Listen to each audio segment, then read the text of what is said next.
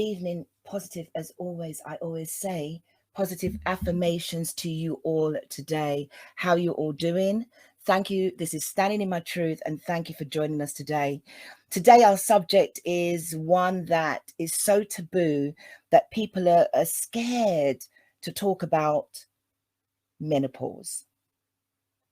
And we shouldn't, because if you're alive and you get to 50, you can have menopause. But did you know menopause can be from 20, 26, 35? Doesn't matter. There's many reasons why you can go into early menopause as well. You could have had an hysterectomy, you could have a cervical cancer, or you could have low estrogen. My guests tonight are well renowned in their field, and I've got three wonderful people that will be joining us in this session today to talk about menopause. Nothing is off the table. We will be talking about the diet, the weight, the sleepless nights, the bladder, the vaginal dryness. Yes, let's laugh and get it out of the bit. Oh my God, no. Yes. Libido. A relationship with your partner and you feel that you don't feel sexy anymore. You don't feel comfortable anymore. Not being able to speak to your partner, or your partner, whether it be male or female, not understanding why you have brain fog, why you're overeating, why are you angry, why are you crying when it's not even your normal, your normal cycle. Today, we're going to take away those words, menopause, because really all it is your life cycle pausing, taking you back right at the beginning. So let's embrace it and not make it a stigma. And that's what today is all about. Now, before I go any further, as I said, I've got wonderful guests and they are already in the chat room. I should say not chat room, but the green room, waiting to come on board. And I am chomping at the bit just to hear everything. So before I even do that, I'm going to introduce them one by one. And I'm hoping that you can see the screen that I'm about to share with various information about the guests that we've got tonight.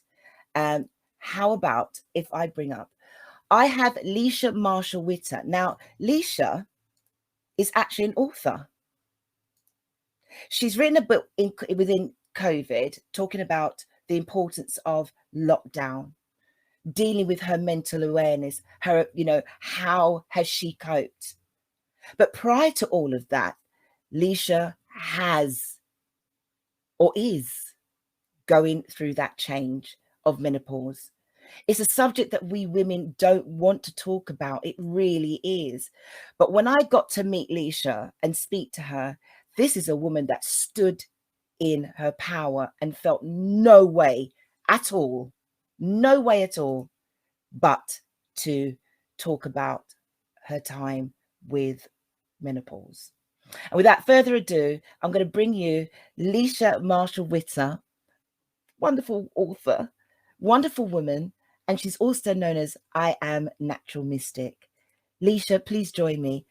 How are you all doing? How are you, my darling? I'm well. Thank you for having me. Thank you. No, it's my absolute pleasure. As I said, as you know, we've been saying along, you educated me actually this week, because I wanted to talk about menopause for a long time, because I'm getting there and it's like, oh my God, these are the symptoms I'm feeling.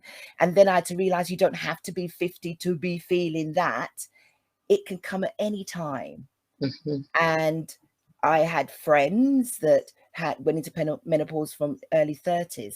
But before we get down that road, because I can talk for high heaven and earth if you just leave me to it, please introduce yourself to the wonderful people who are joining us today. Tell us a bit about yourself before we go any further. Okay, thank you so much. It's such a wonderful introduction. I don't even know if I could do any justice now. So I'm originally from Northwest London. I moved out of London 20 something plus years ago. So I'm probably more of an ex-Londoner than I am a Londoner now. Oh, excuse me. Yeah, currently, yeah, Northwest will always be in my heart, though. I'm like a stick of rock. If you cut me, it will say Northwest 10. um, I I'm think maybe currently, you and my other guest might have a bit in common there, but okay. yeah, currently in Hertfordshire, so it's a different environment in that respect. It's nice. It's greenish, in areas. So I think I enjoy that the most. I'll get people to guess my age. All I'll say is that I'm in my 40s, but then you can guess we're about in my 40s. Yeah. I just think it's quite interesting where people kind of gauge me from how I look, from how I sound, that sort of thing. A little bit of fun and interaction from the audience. But yeah, I've kind of been on this journey of change. My body's been through so much for the last 25 years, and this for me feels like a bit of a crescendo. Like you get to the opera and there's the big drum roll and then the cymbals and it's that big at the end. That's kind of where I am now. Oh, wow. Oh, Yeah. wow. Take me to the beginning. So you're from Northwest London. As you said, people will try and guess your age, because even when I met you, I thought, what? How old are you? 12? Do you know what I mean? Like, can I have your secret? Is it oil of lulay? Is it Vaseline? Is it shea butter? What is it? And I'm you going to just look say the absolutely DNA of mum and amazing. dad.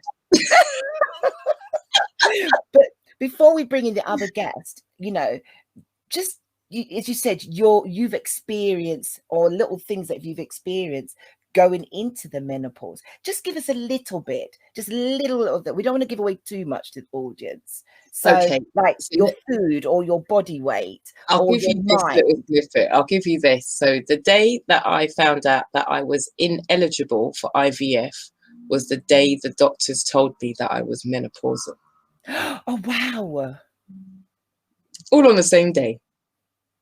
Oh, you're joking. Do you mind divulging what age that might have been? That's that like, I was do you mind sharing? 39 because that's when they cut you off really from IVF, free IVF as in NHS. After that, if you've got 10 grand a pop, you can go and try as many times as you want. But NHS, most counties, 38, 39 at a push. Oh my God. I'm sorry to hear that, No, because don't be. how did you take that, knowing that all this time was you feeling any symptoms at Uh, 39? Nothing? There was a lot. So my cycle started quite early, and I think that's a big indicator for a lot of women. So your cycle is only 35 to 40 years of menstruating. So I started my menstrual cycle at 10. What? Oh, bloody G. Sorry, guys. There's no profanity, but I'm like, I did not discuss this with her. So I made sure that I'm getting everything, that whatever you hear, guys, is Yeah, what I'm hearing. This is all right. So you started at 10 years old. That must have been, no disrespect, that's got to be traumatic. it Because I was really I was. was I was 14 I and I thought I thought was I was dying. dying. So did I. I thought I was dying. I woke up one morning. It was September. I was about to go back to junior school. At that time, I was still at stage school, so I was dancing. It was a mixed school. We used to get changed in front of the boys in the classroom, sort of thing. And that morning, I woke up and I was like, "I'm dying. What's going on?" So I don't Um, need to laugh. it was horrible. It was just the worst. It was just why? Like, why now? Why today? Why me? Sort of thing. So my mum came upstairs. Obviously, she heard all the panic, and she just exhaled, and it was an exhale I'd never heard her exhale before. Oh Um, Lord. so it wasn't really I was scared or anything, but it was just Yeah. the fact that at that stage she says, "I need to sit you down now because you can have babies." And that was kind of my introduction into my menstrual cycle. Was just, what, babies? I'm I'm 10. 10. I'm 10. Yeah. Yeah, it What do was. you mean? That was. I think that experience. I think that sat with me. That one liner sat with me.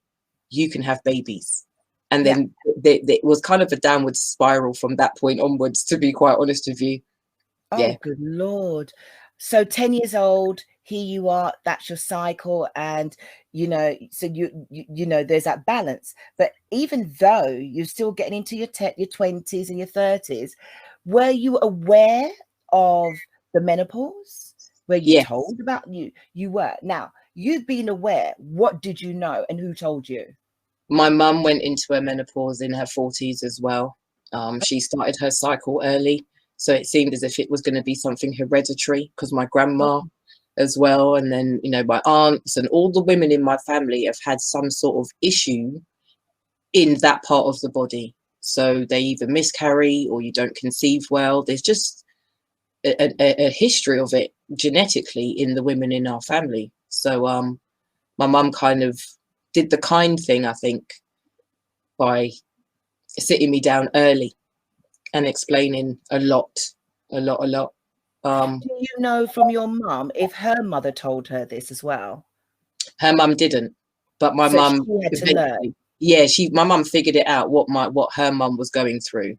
They weren't very close anyway, you know, in that respect. Whereas my mum were extremely close. And the fact that I was quite still so young, I suppose, and going through my cycle, and she was very young. She was in her 40s, but again, she had to have certain, you know, she had her tubes tied, you know, in that respect. So again, that can trigger early menopausal symptoms, but it doesn't actually mean that you go into menopause. But yeah, so at that point, because I saw a change in her, we conversated. She was very open, and that's one thing that I can appreciate about my mum, is that no matter how hard it may have been for her to actually find the words, she just spoke to me more so about how she was feeling. And I think that was the biggest lesson, is just how you feel on the inside. You know, you can't really control what the body's doing, but it's understanding the emotion that comes with those changes. I So actually felt that as you're saying it. I actually felt that so low in my womb as you yeah. explaining that, because not many women either have their mothers alive to tell them that, or their mothers were not gracefully educated, or their mothers didn't know how to tell their daughters about menopause. But I'm Yeah. going to stick a pin in that, because we're going to go right to the beginning. And firstly, to all the people that are joining, I can see the messages. I've got WhatsApps and stuff like that. I just want to say good evening to everyone that's joined us. And I think the people in the chat room, they can see us. Anne-Marie, to my wonderful queen, Natasha, hello, Linda, Jeanette, Patricia. Don't know you ladies, but I feel that, you know, the spirit is there.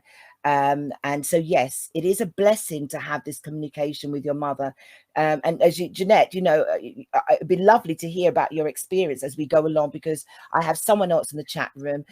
She said it's a total opposite for me and my sisters. So, Jeanette, I'm going to come back to that. If you don't mind sharing with us, please type away in the chat room, and let's see if there's anything we can offer and anything you can share with us. And to anyone else that's in the chat room, please ask questions as we go along, because we've got three wonderful, energetic, great energy and synergy of women today that are going to be openly speaking about this. So you hang tight there, my darling. I have also, and I'm going to share the screen as well with this other young lady that's going to come on board. Her name, I call her Jay, but her name is Jennifer. And with Jennifer, let's put her up on the screen. Hopefully people can see that. There's my wonderful Jai. Yes. She also is herbalist in the hood.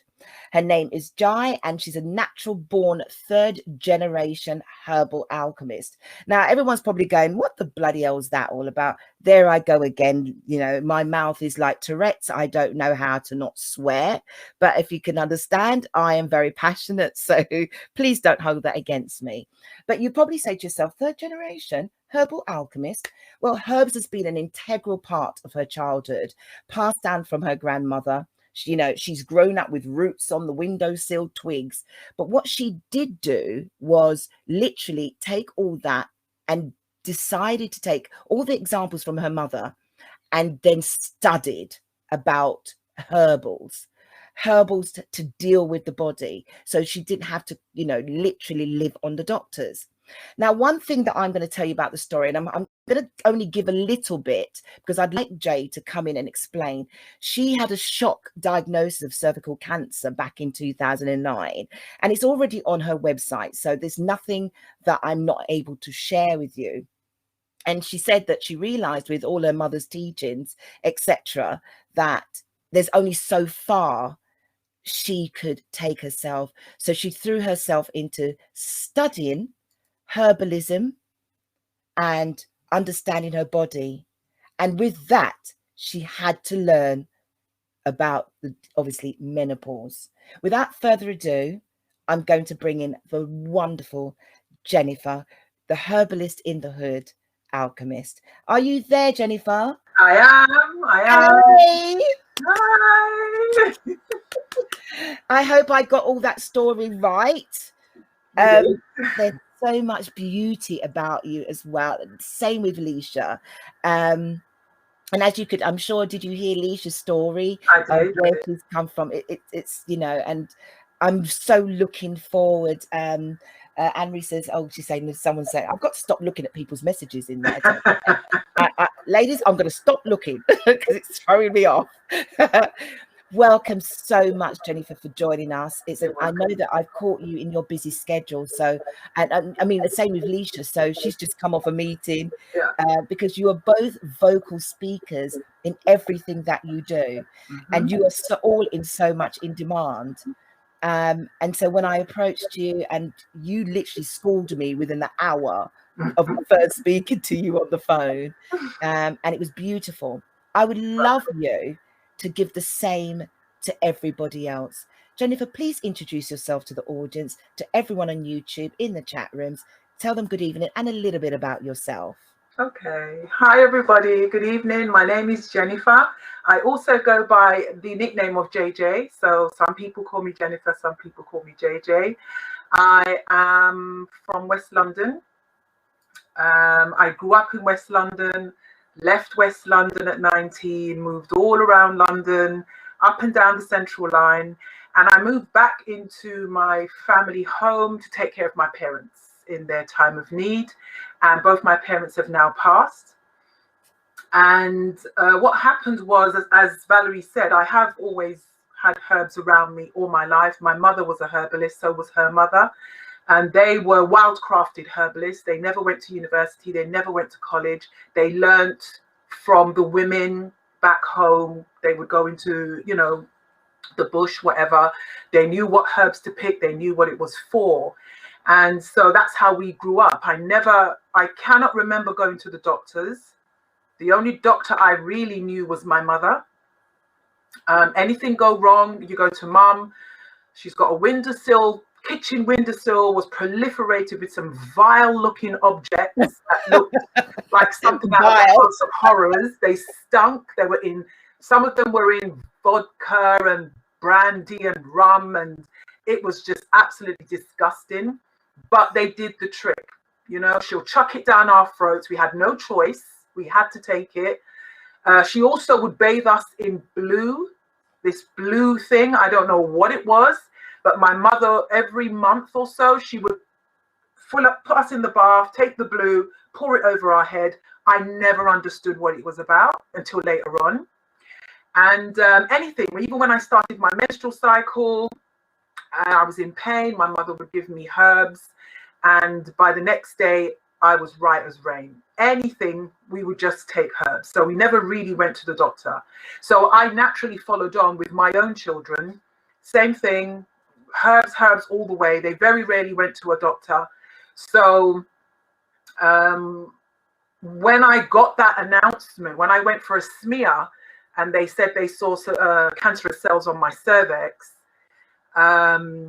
I had to come back again 6 months later, and the cells were growing. So the doctors actually said to me that if I come back again in another 6 months and the cells are still there, then they're going to operate because, they just keep growing. And I was absolutely determined that they weren't going to touch me. And so what I realized was, when I was asking my mum certain questions about what herbs can you use for cancer, or what herbs for the cervix, my mother had no idea. She had no idea about these things. So in the short space of time that I had, and I went into some deep research, and my personality, I have a very addictive personality. I can be quite insular.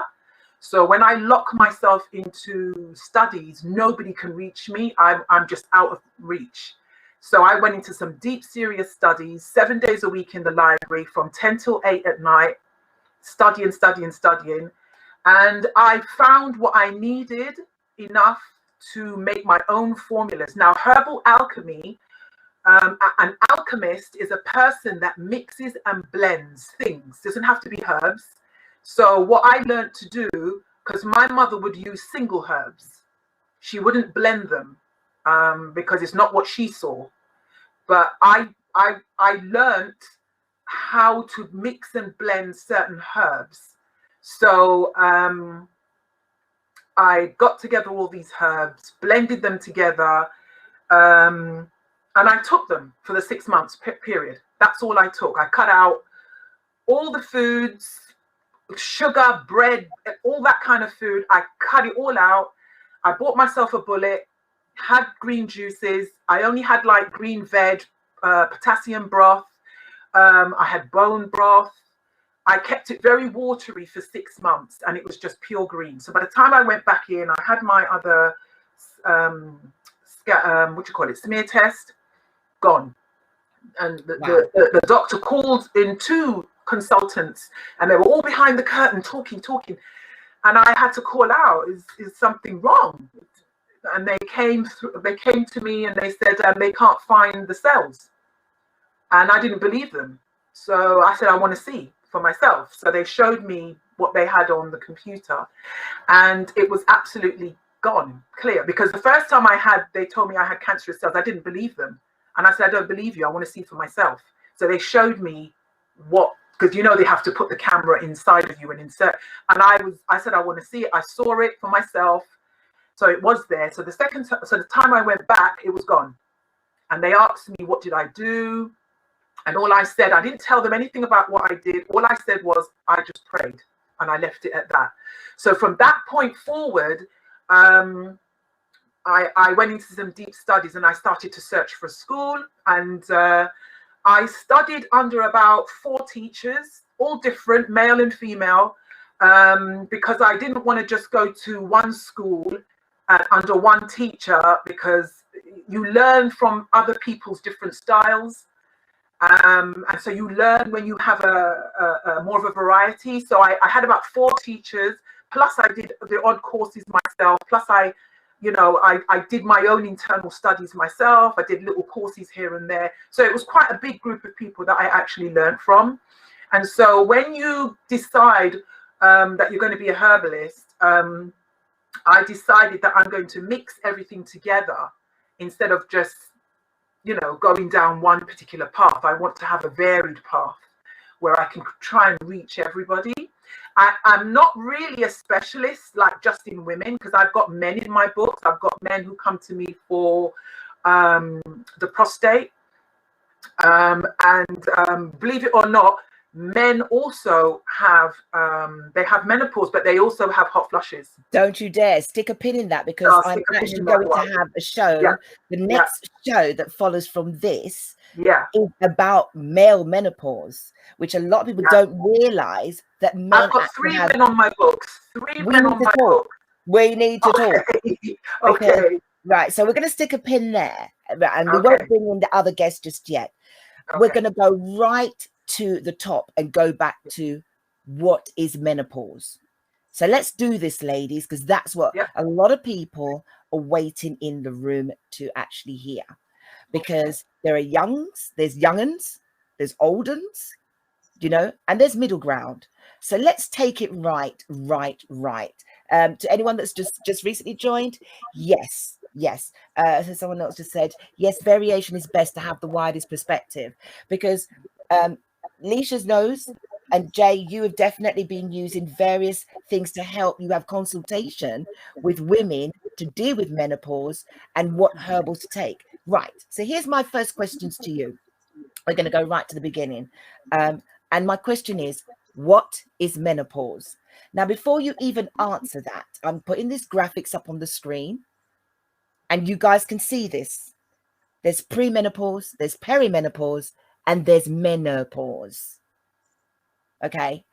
Lescha, take me to, what do you understand about all of that? Is this something that you were taught about? Hit me with it.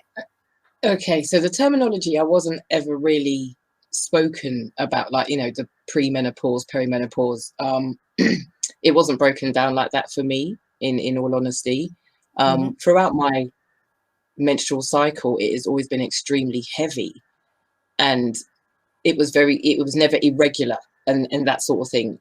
But my testosterone level, I believe, was off, and my estrogen level was off, which my doctors never ever spoke to me about. So I was put on the contraceptive pill, very early.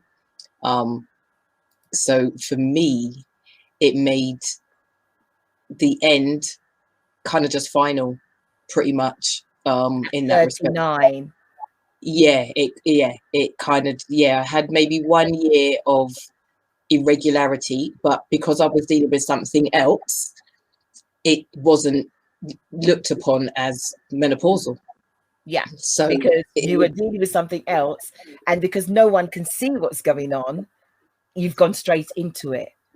Jai, and nobody, Jai, did you have the same as herself? Did you have that similarity? Did you have the pre? Did you have the peri? And then now the meno? How did you cope with that? Because, I had what they call the peri, I think. Yes. Yeah, the peri. What's that? Experience irregular mood swings. Didn't have no weight gain, no real mood swings. All what happened was I would get hot. I would get really hot and sweaty, heart palpitations, heart beating really fast. That was it. And irregular, my periods have, well, let me say it like this. There is no, the 28-day period is not normal, and it's been drummed into us that everyone's period should be 28 days. My periods are sometimes 32 days. Made me feel very weird, very abnormal, and I would always want my periods to be 28 days. And it was only all these years that when I was on my herbal course, my teacher actually said, whatever your cycle is normal for you. Never heard that before, ever. And it made me just feel great that the 32 cycle, which was my regular cycle, it was actually normal. So that became irregular. It became very irregular. Some months, 2 months, I wouldn't see anything. And then it will turn up as normal. 3-4 months go by, but my period will be 5 days. Then it went to 4 days. Then it went to 3 days. Then it stayed at 3 days. Then at one point it was like I had it for 1 day, and then it went away. Then it came back. So it was very irregular until it never came back. And by the end of it not coming back, it was just like 1 day. It was like once. And did that worry you? Did you think? No. Did you? No. Did you think you were just stressed? Because that's what they tell. Some doctors do tell you when the period is not there. They tell you that stress. Lescha, I can see you smiling like, whoa, what? Because in there. I remember how it happened, like it was yesterday. It was when I was seeing somebody, and he had expressed that he wanted more children. So at this point, I'm at the end of this IVF treatment, but they're saying to me, look, if you're involved with somebody, get the person in, let's do a quick test on him, make sure he's good, and then we can proceed with you. However, he didn't want to go in for testing. And this is one thing that black men don't want to do. I can't speak for any other race because I've not asked any other race, but if I've asked the black men to go in and help me achieve something, he looks at it as him being emasculated, where he doesn't realize, that's a different story. But I was very annoyed that, again, my decision to see what my health was, what was going on with my health, was determinant on a man, basically. So I had to wait for a man to check a box before they would proceed me to the next stage, which to me is kind of unfair. Like, I didn't go in there with the question, I want a baby. I went in with what's happening with my body, because there was so much going on. So I was seeing him, and it was around like Christmas time, December time, and we'd had intercourse, and literally I bled for 4 months straight after that. After sleeping with him, and I was like, I'm allergic to you, you've done something to me, you've broken my body. Literally, like, you've broken me. Like, I'm not, it was horrible. So he would obviously phone me and say, can we go out and can we meet up, and I'm like, no, I still can't see you, this is still happening. So it felt like it was my very final period. It was literally like whatever was left inside of me was coming out all at once. It's not going to stop until it's finished. And then one day it just stopped. Did you just say 4 months straight? 4 months straight. And my doctor told me that I had an STI. Okay, I need to process. My body's all of a sudden, the sweats are coming on, but these are period sweats, and it's like, oh my God, how can you? And so that 4 months is, Right. Can calm yourself, Valerie. I have the wonderful Lauren Chiren that's in the chat room, waiting in the wings to come in. And she can come on to that, because we're now going deep in, folks, what the menopause. So you'll hear from two different women that she bled for 4 months straight, still not being told that she's perimenopausal. It's, you are now going to menopause. And here's Jennifer now saying to you that it went 3 days, 4 days, 5 days, 1 day, up days, down days, until one day that was it. But you're not putting on any weight. You've got no cravings. Nothing's happening. But before we even, I got to bring in Lauren, because she's literally come off her other meeting, because we need to have everybody's input on this.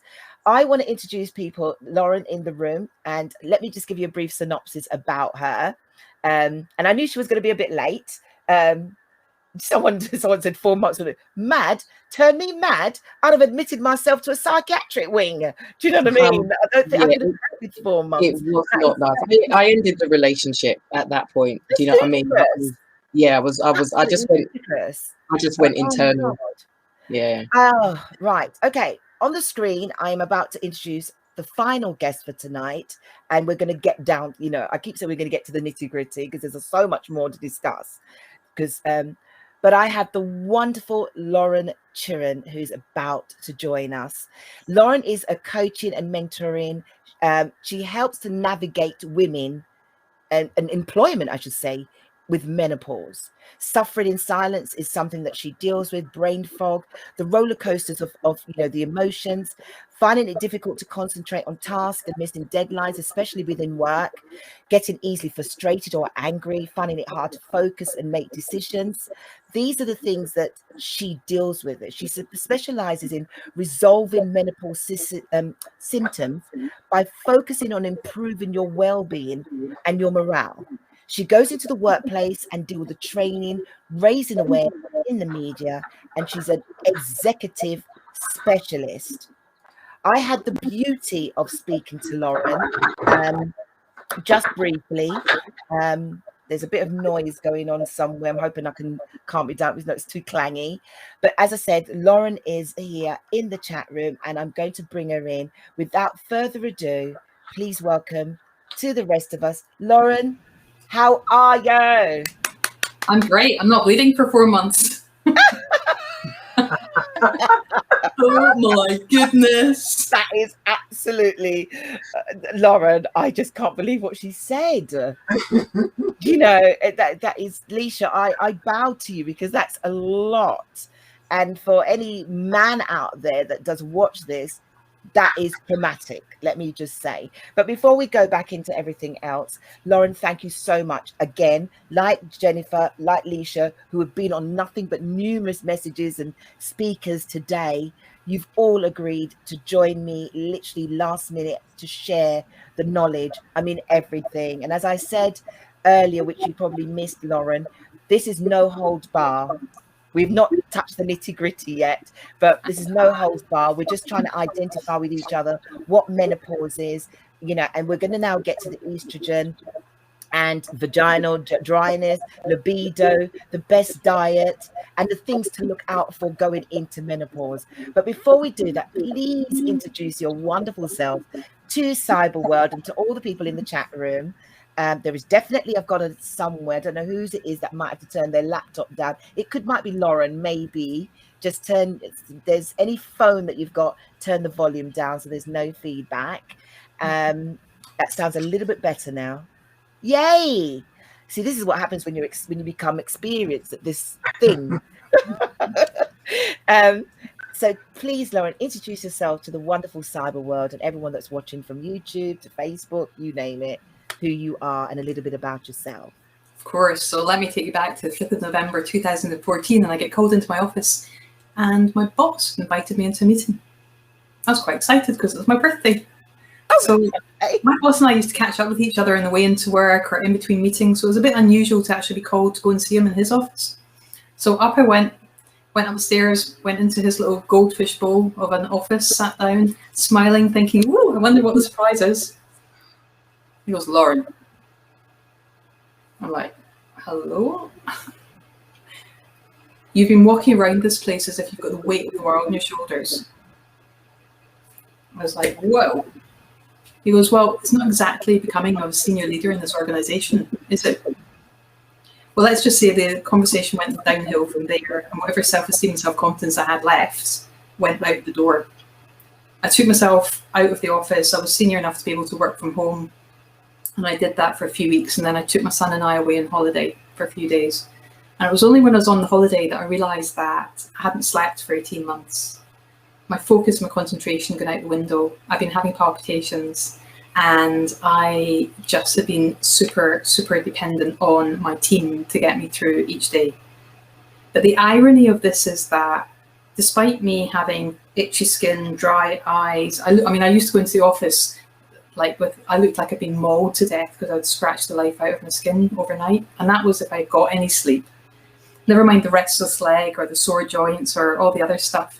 Tweezers became my best friend. And, Sorry. True. I found out that today. Oh, really? Yeah. So basically, the previous week I'd had an award for being top performer, and I got my bonus. That week, I've been told my behaviour wasn't becoming of a senior leader in the organisation. I'm like, confused.com. But on the holiday, my son said to me, Mummy, when we go back to Bristol, can we take Happy Mummy home? And that was the moment that I realised that things just weren't the way they ought to be. So long story short, I left my job. I thought I had early onset dementia, and as a sole parent, I thought I was going to have to sit in a corner and rock somewhere with someone looking after me while someone else brought up my son. So imagine my surprise when my doctor said to me, you've just been through an early menopause. I was the happiest menopausal woman in Bristol. Because I didn't have early onset dementia, right? Right. So that's why I now, I've done loads of research. I've got research projects ongoing with different universities, and I educate employers and I provide programs for women going through menopause so that they can stay in their A game, thrive their way through this, and that we don't blindly fall into this thing called perimenopause and menopause. So it turns out, just my last little closing nugget, it turns out that I had my son when I had him at 37. Because I'd been put on contraceptive pills straight afterwards, it meant I didn't have a monthly cycle. I don't know. I probably went straight from I didn't give birth, but having him into menopause. So I probably, although I left my job in my early 40s, I probably went straight into menopause straight from having my son. So who knows? We will never know. Crackers. So can you see what I'm saying about everyone's story of going into menopause is very different. Totally different. Some you again, I'm going to go back to the 4 months of just, you'll go for IVF, 4 months of literally letting your period go. Jay, you're working along and rocking along and you're not thinking there's anything. You're thinking it's just your normal cycle. Nothing's changing for you. And then here you are, Lauren. You've got the world on your shoulders, but you can't figure out what it is. You've got mind fog, and all of you, if you notice, there's no one can tell you exactly what's going on. Yeah. Can you hear the difference? Can you hear that nobody? Now, what you missed, Lauren, was Lescha was lucky enough when she was told, her mother told her what's going on. Can I ask you the question? Jay has already said that her parents didn't tell her anything about it. Were you knowledgeable about menopause up until that point? Did your mother speak to you? Menopause is for old women, and they just have hot flushes and the periods stop. Yeah. I phoned my mum at 42. I phoned my mum and said, Mum, I've been through menopause, and she went, don't be ridiculous. Do you see what I'm talking about here, guys? Yeah, my mum just cried. I'll be honest. When I told my mum, she just cried. She apologized. She says, I'm so sorry. Because she knew what I'd been through, the years prior to what I was trying to achieve. And so basically, long story short, I got pregnant at around 19, 20, and I had a miscarriage, but my body didn't recognize the miscarriage. So it went into what you call phantom pregnancy stage. So I was lactating.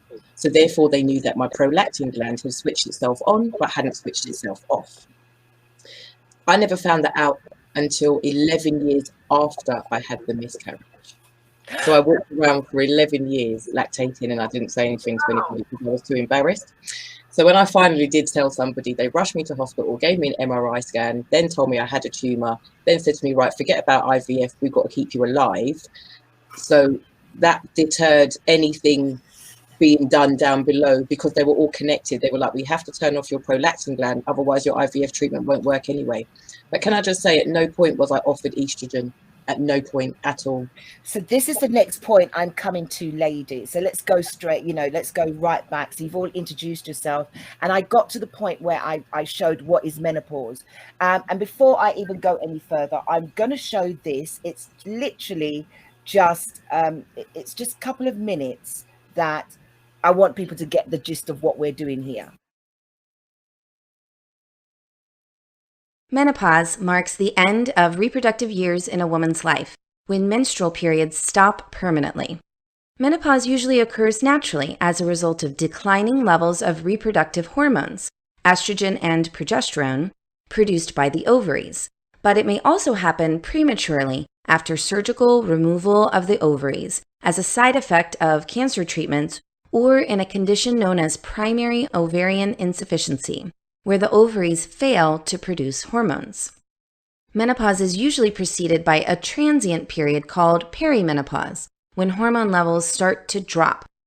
The last couple of years leading to menopause may bring symptoms such as hot or cold flashes, mood swings, insomnia, vaginal dryness, urinary urgency, and dry skin. Some women may also experience temporary heart racing, headaches, and hair loss. The most telling sign that menopause is approaching is the irregularity of periods. Skipping a period or two is common. The cycles may also be shorter. Periods may be heavier or lighter than usual. Most symptoms. So, I've just said she's just back here. So, for everyone, now that everybody's in the room, we've now explained that this is the menopause. Now, what I do from here on in, I'm just literally going to throw questions out, and please, ladies, jump in with any information that you have. I have so much information about it, but we want to cover as much as we can for people who are not sure that they're going into menopause. They're not sure that they're in menopause, or they are in menopause and dealing with weight loss, libido. There's a lot to cover. So let's see what we can. I love the fact that Lescha goes, No, I just comment. I wonder if anybody someone says, I wonder if anybody scratches themselves with a tile floor scrubbing brush like me. Wow. My longest was 9 weeks and I had to wear an adult nappy. That's mad. That's totally. Ladies, you are all shocking me, because I really thought I knew everything. So, honest to God, I don't. Is it Jeanette? Jeanette Barrett. I think she said she may have to jump onto another. I hope she comes back. But thank you for sharing that as well, for other people to understand. If you start itching because of the dry skin, that is one of the symptoms. Everyone is different. Let's go right back to the TOP.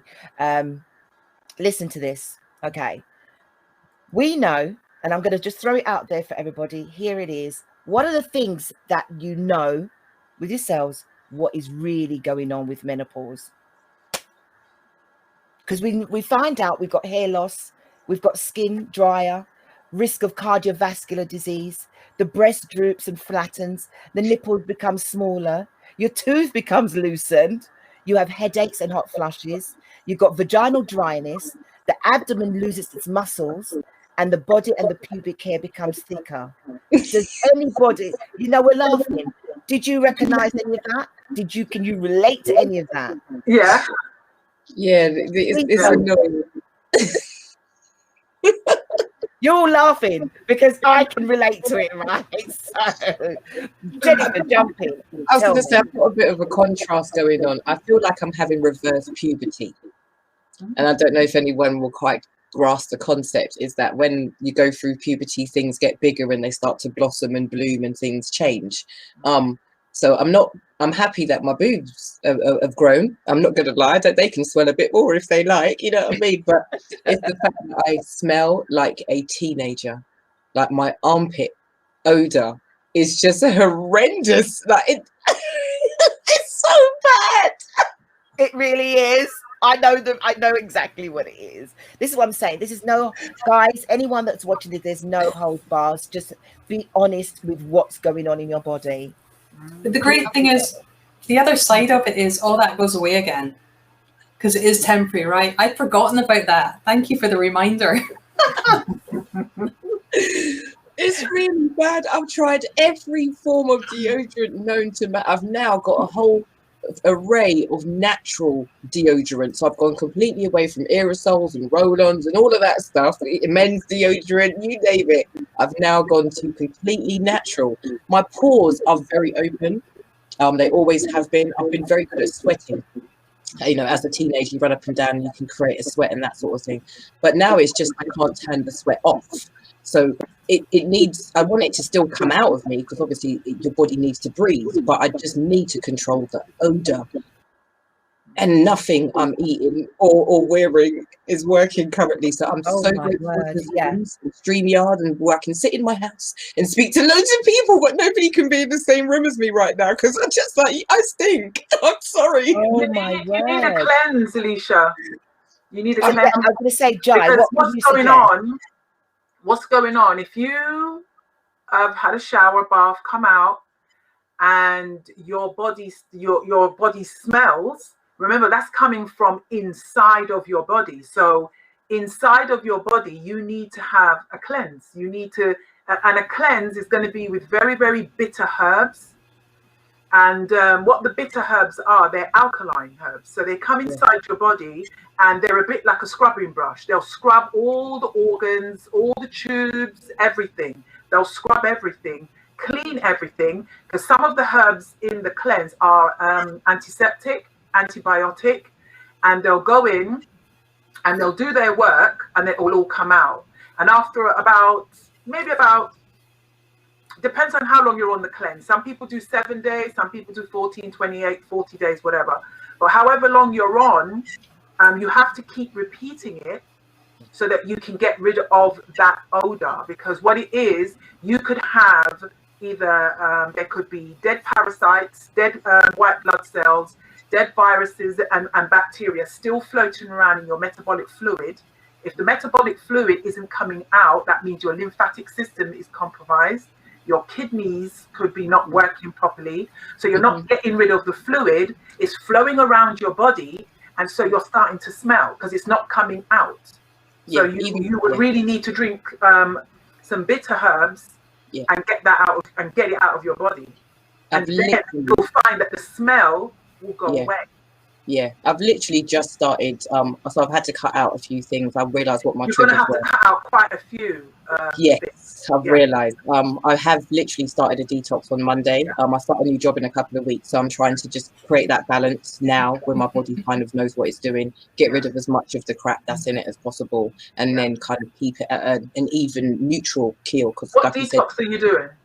I've not done anything in particular. I'm just doing a lot of teas. I've cut out milk and sugar and all that sort of stuff. Someone's recommended a tumbi, but I know what that does.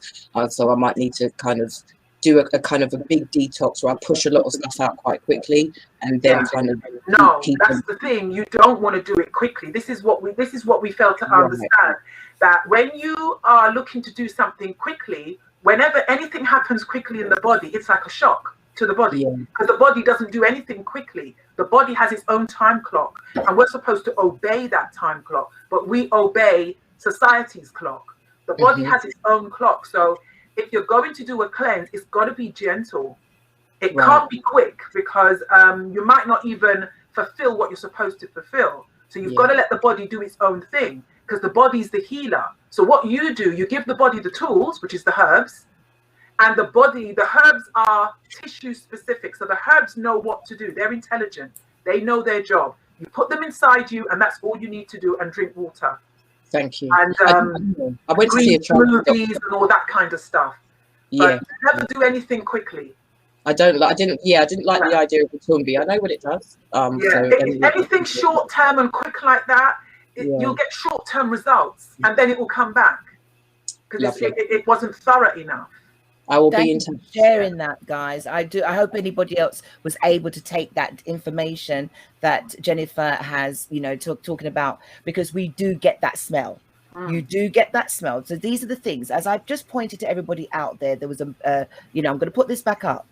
These are the symptoms to look for, which is the headaches, hot flushes. Now, even though I'm naming some of these things, not everybody gets them. Yeah. And I'm sure all of you ladies will agree with me on that. So the teeth loosen, the gum recedes, the hair becomes thinner, and becomes luster. Your skin becomes dry and develops a rougher texture. You get risk of cardiovascular, but which is something that if you see your gynecologist, they will be able to take that test for you. But again, taking natural herbs and speaking to someone like a herbalist, or natural, homeopathic people will be able to tell you that. Your nipples become smaller. I'm saying all of this again. Your abdomen loses muscle tone.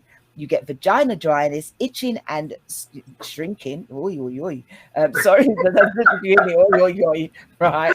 And the stresses or the urge of incontinence. So I'm going to take that off, because my next question to everybody, and Lauren, do you agree with everything you just said to Lescha? The whole smell, you can identify with that. Is that something that you went through too? Yeah. How did you combat that? Yeah, so that was, bearing in mind, I didn't know what I was going through at the time. I didn't know till after the event that I'd been through menopause. So at the time, I just had lots of showers. I had night sweats as if the rain was coming in my ceiling. So I was sleeping on towels, and I would just whip one towel out, put another one underneath, whip a towel out. It was like a conveyor belt during the night. I didn't really have any hot flushes during the day, but nighttime it was like, the beds were off, the showers were open. It's like someone just left it open all night long. So for me, it was just being super careful, making sure I was cleaning under my arms about 5 times a day in between meetings if I got a chance.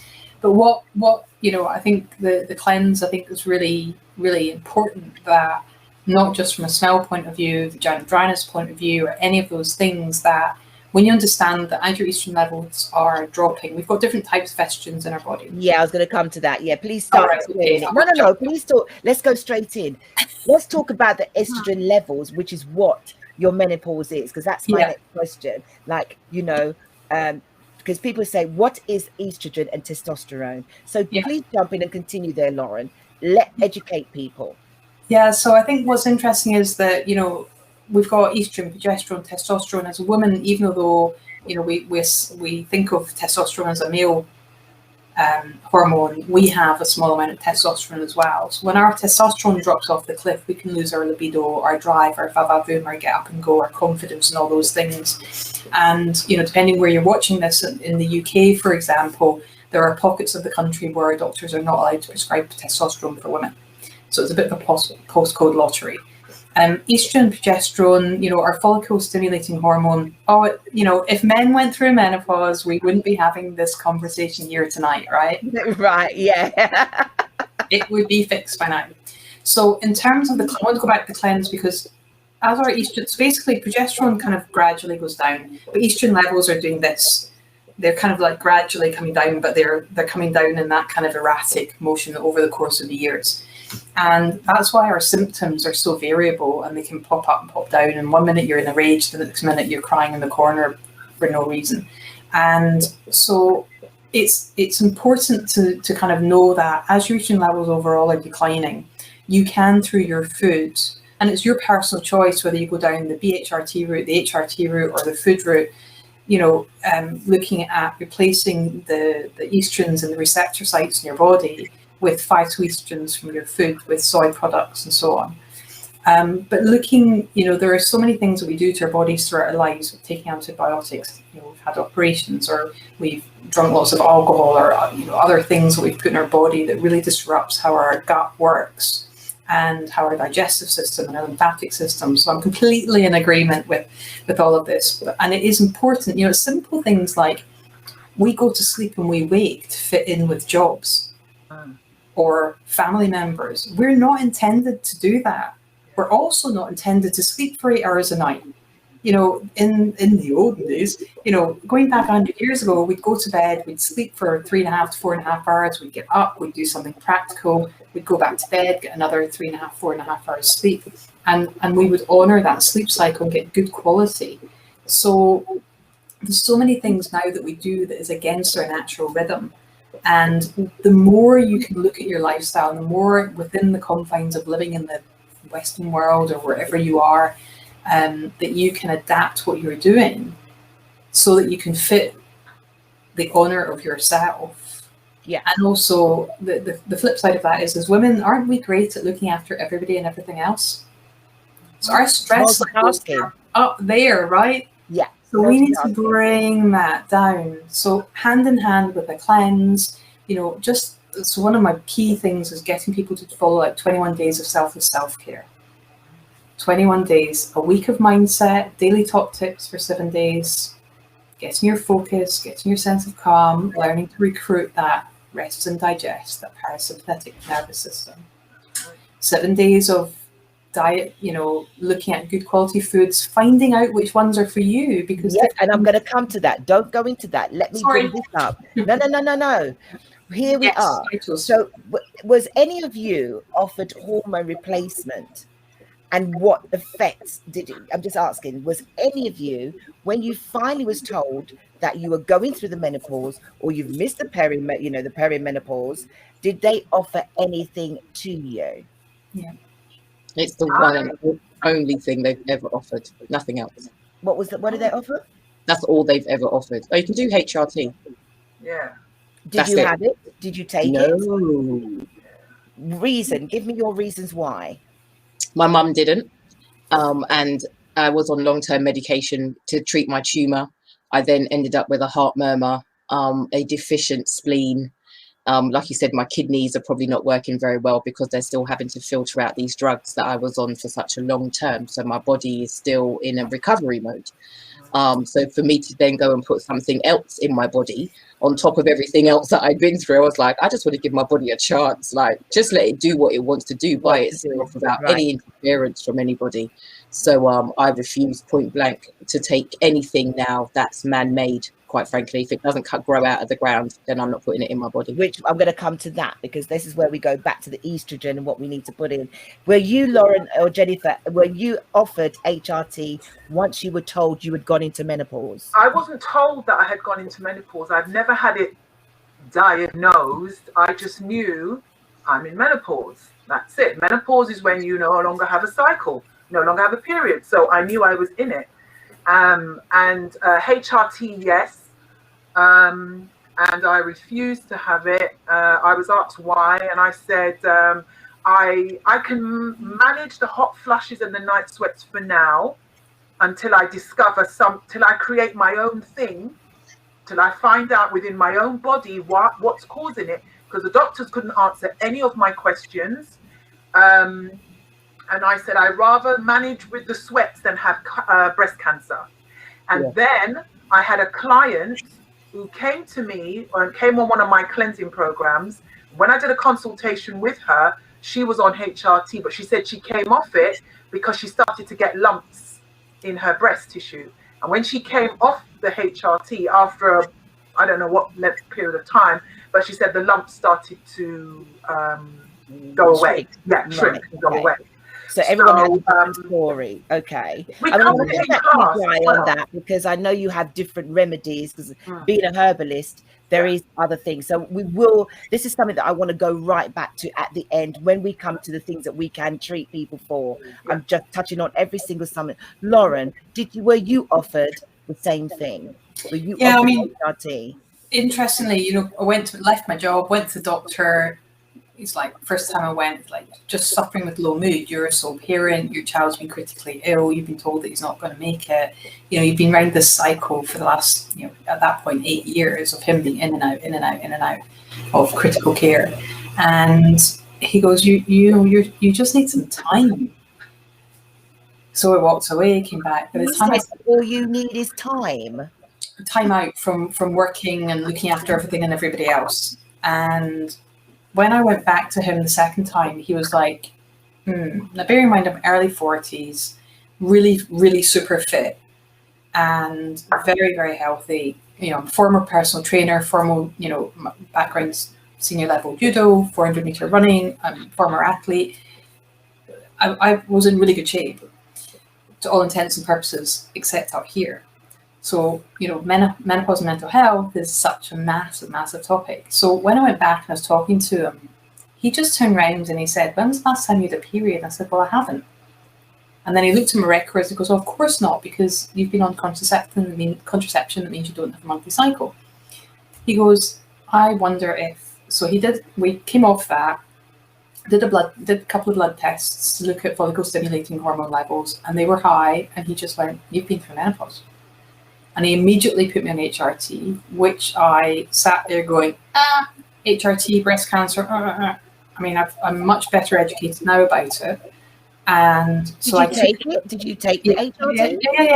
Yeah. So I'm probably going to be quite controversial in what I'm about to say. So I took it. Please. We want to hear both sides of the story. Yeah. So I took it for a month, and I had sailed through from puberty to menopause, pregnancy, the lot, not an issue, not a day with a period pain or a headache or anything. I hate you. I had my comeuppance during menopause, trust me. This HRT gave me sore boobs, sore stomach, I was swollen, I couldn't get my bra on, I had headaches, you couldn't touch me. If you bumped into me, I was probably going to kill you. I had backache, I couldn't sleep. I had a month of hell. And I was like, "You can keep your packet and your £15 for prescription charges. Thank you very much." Then I discovered, I mean, I'm already qualified as a nutritional advisor, personal trainer, sports therapist, neuropsychologist, etc. So I kind of dug into my own training, built up my training. I've since done the doctor's training on menopause as well. So I have got both sides. In terms of breast cancer, the higher risk factor getting breast cancer is obesity. Drinking too much alcohol, not exercising. They are much higher risk factors of getting breast cancer than taking HRT. So my advice to my clients is always, keep a record of your symptoms for 2 to 3 weeks. Understand how this thing is really impacting you. Go to your doctor and have the conversation to find out what the options are based on your medical history. Because if your life is at that point where you are, you know, there's a spike in women attempting to take their own life at 51 because of menopause symptoms. If your life is at a point... Repeat that again, please. Let people hear what you've just said. So suicide... There's suicide. Please repeat that. Yeah, so suicide is thought of as a young man's issue. Actually, women aged 51, there's a spike in women attempting to take their own life age 51. We're not heard, we're not seen, we're not listened to. So my answer is, if you are really struggling with symptoms, and if you think about, you go through periods for on average 37 years of your life, and you go through menopause for an average 37 years of your life. If you're going to live 37 years, if you're going to take the risk of taking HRT and getting breast cancer, which is, I'm not recommending this, I'm not advocating it, but the risk of breast cancer, 1, we can be screened, 2, it's highly treatable and the mortality rate is really good. Or you can live for 37 years in sheer abject misery and get to the point of being so mentally unwell. So it's a life, you know, it's a quality of life choice. And there are also good studies, and I just want to say 2 more things. So there's good studies to show that HRT is really good for bone health, for your heart health, and for your cognitive function. We're beginning to see more studies come out to show there's a really good connection with helping decrease the likelihood of Alzheimer's and dementia. Okay, so we've heard the flip side, we've got the alternative, and we've got some people who are not going to take it. But here are the things that, you know, I'm going to go into. There's other things that you can take. Now, I'm going to put a bit of information in because Miss Sugar has been asking a lot of questions. So, Miss Sugar, we will come back to you because you're asking is, you know, this is where we come to libido. So I'll come back to that. But they say that you can replace the estrogen by having plant-based phytoestrogen to boost your, you know, your immune system. I totally agree with that. And these are the things that they're saying that you can add. Now, jumping folks, this is what I've put in here. They're saying soya, but not soya as in soya milk. So here's this is where Valerie brings in her bits now. Do you know what I mean? It's not like the soya milk that you would take. It is this fermented soya, which is, miso, tempeh. And the reason why they have these sort, which we don't get very regularly, because this is what the Japanese and the Chinese use. Now, I don't know if, and I can see shaking of the heads because but this is not for anyone that's a herbalist, but I can heads being shaken. They're saying seeds like linseed, flax seeds, pumpkin seeds, nuts like walnuts, pistachio, peanuts, and fruits. Bearing in mind, you've got to be careful of the fruits because of the fructose that could add a lot more sugar to the weight that some people may build up going into menopause. So they're saying things like berries. So if you think about when I say berries, you've got cranberries, strawberries, blueberries, raspberries, and blackberries, and things like peaches. Okay. So those are the dietary things. I don't know if you guys agree with me there, but these are the things for anyone that is now going into menopause or you're in perimenopause. They're telling you that you should change your dietary requirements and try to start changing them now. Does that make sense, guys? I see Jennifer's face. You see, Jennifer, you're a herbalist, so you use different things, but they're not everybody. Yeah. Yes, please. I like that. If you can, I've got some stuff that I will share into the chat room. And so she's got a free menopause, the basics, and we'll put that into the chat room. And we've also got, Jennifer has also got a cleanse, which we'll put that in because people are asking those questions as well. So there's a cleanse program that she has that formulate the bitter herbs for the cleansing. And also Lauren has a page which is free menopause, the basics, for anybody who wants to know how you change your dietary requirements. Okay. Now I'm going to go past that. The natural remedies, again, we've already spoken about the hormone replacements. And as I just said, I believe that plant-based is the way to go. I am not vegan. I'm not vegan. I just say that. I was a vegetarian for years, but I, like yourself, Lescha, I became very, very ill. And because I was not educated, I was told I didn't have enough protein in my body. And again, not educated enough, Jennifer, I was not told that I could probably live on herbs and blah, blah, blah. And like you, Lauren, I'm fully not a neurologist. So I've tried, like you guys, to try and educate myself as best as possible. But I can feel the brain fog. So I'm going to now speak for myself and anybody else that wants to join in. I can speak for myself. There is the brain fog. There is the night sweats. And I've tried the sage. And yes, I'm going to stand in my truth because people are going, but you look so young. It's not about looking young, guys, because you can go into menopause at the young age of 28. You could have had an operation. You could have had hysterectomy. And for me, what I found was the sweating, and I didn't think it was my diet. And so I started to change a lot of diets, thinking, this is what I'm going to start eating. I put on weight down below, and I don't understand why all of a sudden I've got boobies, and why is it my butt has got bigger, and not understanding my knees. I can still dance. I can still go out. I can do all these wonderful things, but my face is changing. My butt's changing. I'm now feeling sick and I'm sweating. And what I did do, I went on the keto diet. And everything that you guys have said is actually what the keto diet is.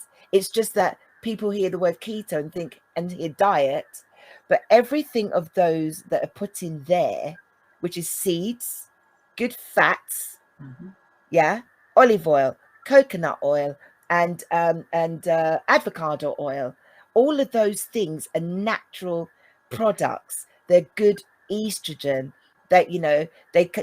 Fish, they do ask you to eat meat, but fish is good. You've got good source of sardine, the oils that you need back into your body.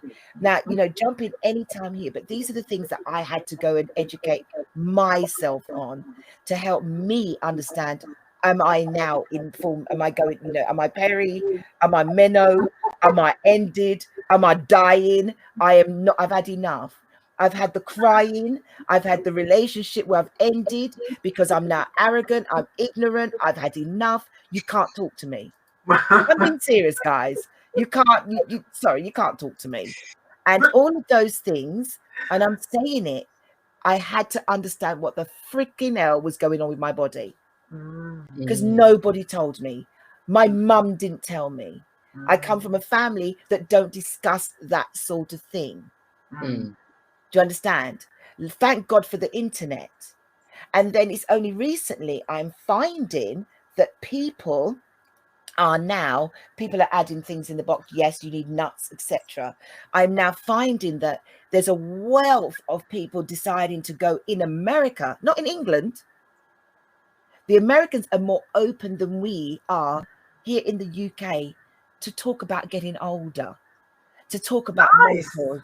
Sorry, they are so open. Yeah. But when I came to speak about it in the UK, people are having private WhatsApp groups. They're having private secret groups because women do not want to speak about getting older. They think menopause is you're old. It is not. It's a life cycle change. Now, I would love you to, what she say here? I am now 52 and at the baby stage of menopause. She says she's at the baby stage of menopause. But menopause, I mean, Valerie, menopause is supposed to be a wonderful time. It's wonderful. We don't have a menstrual cycle. We can have sex and don't have to worry. We don't have to worry about, oh my God, am I going to get pregnant? Or we can forget about all of those things. And way back in the 1950s or so, women just accepted it. When menopause came, it was just, that was it. It was menopause. Okay, I'm here. They didn't have these symptoms. But when women talk about menopause now, they talk about it with such fear and negativity. And what they're talking about is the symptoms that they have once they become, once they have their menopause, once they come to that phase. They have all these hosts of symptoms, even when they're in the, I don't know the difference between the peri and the pre. I don't like all those terminologies. I don't know what the difference is between those. But when you're coming up to it, there's all of these symptoms, even the chart that you put up with all of the symptoms. And that is why women have such a negative fear about menopause, because they think it's going to be a really horrible time. And they're not. Agreed. And it's not. It's a time where it's supposed to be anti-aging, because you don't have the burden of the reproductive system, which is steroidal in nature, pulling us down, burdening us all the time, bombarding our bodies with estrogen. Okay, so we don't have that amount of estrogen anymore, and we're supposed to be having a better time of life. That's what it's supposed to be. But it's just so stigmatized that it's such a horrible time. I absolutely enjoy my menopause. I just want to get rid of the hot flushes. I just want to get rid of the hot flushes and the night sweats, the heart palpitations, and I'm working on that. And I will let you know later on what I found out about all of that. Please do. So I'm quite happy that once I get the lid on that, I'm going to enjoy this time of my life. Wow. Absolutely. Lescha, Jay, I love what you've just said there, because this is why we're talking about the stigma of menopause. And, Lauren, you just said that people have got to menopause at 51 and have become suicidal. I think I want to just concur with what Jay's saying. So me 15 years ago, when I had my son, he's nearly 15, although I was a senior exec at work, I was still colouring between the lines. I was a good girl. I did what I should do. I had all these society coats that I was wearing and those masks that I was putting on. Yeah. I don't give a flying monkeys anymore. I've stood on stage in America. I've been on, Channel 9 in Australia. I've been all over the world talking about menopause, saying the M word out loud, getting people to voice out on stage. It's so empowering being on this side of menopause. There is nothing that I won't do now. If I want to do it, I'm going to go and do it. the power, the energy, everything. It's like, why did I not have this 30 years ago, 40 years ago? Where did this self-confidence come from? I think I got a testosterone boost. I did my fair share. I don't need HRT, thank you. Yeah. I got my own natural hike of testosterone, and I've always been pretty confident. Yes, I had my wobble during my peri-post, phase, but my goodness, this is an amazing stage of life. We've got the skills, the knowledge, the experience. Yeah. We've got that gift to share with the people coming through. Yeah. And we're young. This is I it. am. I remember speaking to you, Lescha. When I first spoke to you, you came in and you said to me, I cannot believe how good I feel, even though you wanted to have a child. Mm-hmm. If it wasn't for the grace of God of your mum and the way she embraced to let you know that you are in, you've gone into your menopause early, but can you just share some of the things that you had to do, that you had to educate yourself to be in the place that you're at now? Do you know what? I actually didn't, because I'd had this conversation with my mum when she was in her early 40s. She was 23 when she had me, so I was very late teens when I had that conversation with her. I think for me, the turmoil of it really was that they couldn't tell me why I couldn't have children. So and there was no counsel. So I was just dealing with that, the resentment and the bitterness of not being able to have a child. And then someone said to me, do you really want to be a host for a parasite? They kind of changed the way I looked at pregnancy. And I did exactly that. I was like, oh, okay. Horrible. Yeah, I'm like, literally, stuff said to me over the years that have made, so some of the things that have said, they would have pushed me to suicide. So I did feel a little bit of lack of worth, but it wasn't because I couldn't just have children. There were other things that were impacting my life as well, financially, homelessness, bad relationships, yada, yada, yada. So there was a lot of things, but nobody ever just stopped and said, let's look at the holistic side of who Lescha is. All of you, not just your womb, not just your brain, not just that bit, not just that bit. You are a whole person. You are. Let's try and put all those bits of that jigsaw puzzle back together again. So, because I've always had high testosterone. I'm a tomboy from birth. My mum wanted a boy. I was born a girl. My mum was sad when I was born because she wanted a boy. So I've just not like in a bad way, but I just feel as if that her energy through her pregnancy wanting a boy then kind of maybe heightened my testosterone, or the way I have been more tomboyish throughout my life. I still am. I still love my tracksuit and trainers and climb trees and play football, and I will not stop doing that. To be quite, I played basketball. I didn't play netball. So there were things that I knew growing up as a girl that I had high testosterone. I was loud. I was brash. I'd push boys out the way. I wanted to do weight training. I've never been a girl. I've in my head, girls had babies. So until I actually did that, my body's still saying, well, you're a young tomboy. You haven't had a baby. So then when the menopause kicked in, I just went, guess what? I'm going to wear white forever. I'm going to wear white every single day, forever and ever and ever and ever. Because it's the one colour I've not been able to wear, because things can, even when you think, oh, it's not due for another 2 days, that's the day you wear white and you go to a friend's house and you sit down, you stand up and you're like, oh, great, stayed on the back of my skirt. Bye, everybody, got to go now. I don't want to play that game with my body anymore. I really don't. I'm one of those people. I'm young. I wouldn't even say I'm more carefree. My last employer got the worst of me because I gave him what for. I didn't give a damn what he thought of me. Somebody said to me today that I'm going to give you a pass because you're going through the menopause. I absolutely exploded at that man, and I didn't care that he was 87. You